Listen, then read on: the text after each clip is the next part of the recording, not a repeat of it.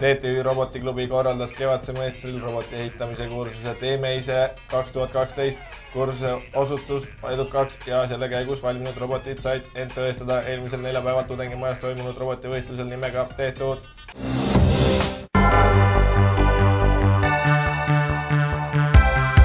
Mis siin täna toimub?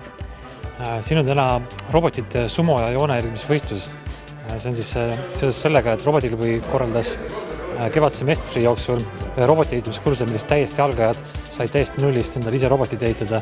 Ja nüüd ongi see kulminatsioon. Viimased hetked on nagu päev otsa programmeeritud, ehitatud, viimased kruvisid keeratud. Ja nüüd siis vaatame, kas uued robotid uutelt tegijatelt saavad vastu vanadele tegijatele.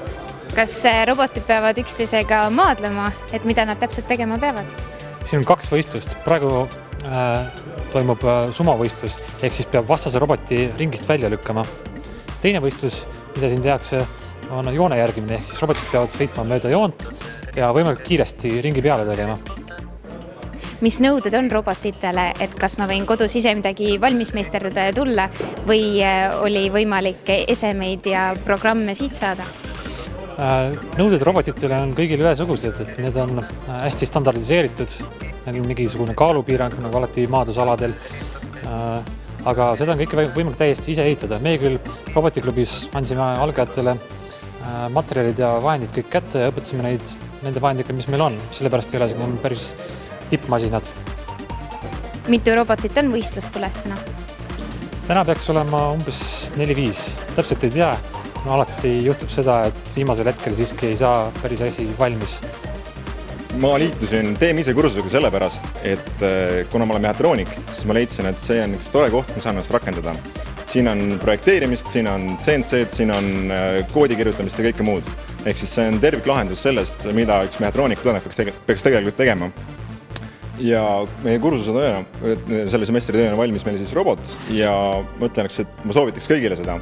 Sest et ma õppisin väga paljusid, reaalses elus on asjad hoopis teistmoodi ja see oli väga vinge kogemus. Kas te ise vabal ajal olete veel mingeid roboteid meisterdanud?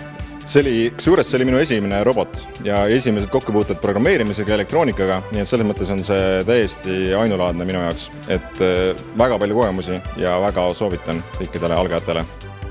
Ma tahan ehitada robotit, mida ma vajan? Mida sa vajad? Sa vajad jah-sõna, et ma tulen. Ma liitun selle kursusega, kogu lugu. Ülejäänud kõik õpetatakse, täiesti nullist. Nagu nägite, olid kursuse käigus valminud robotid üsna asjalikud. Minisumovõistluse võitis robot nimega Põrgupoiss. Teise kohal sai Tõukemõnu ja 3. korrektor. Joon järgimise võistluse pani kinni Kõrvik.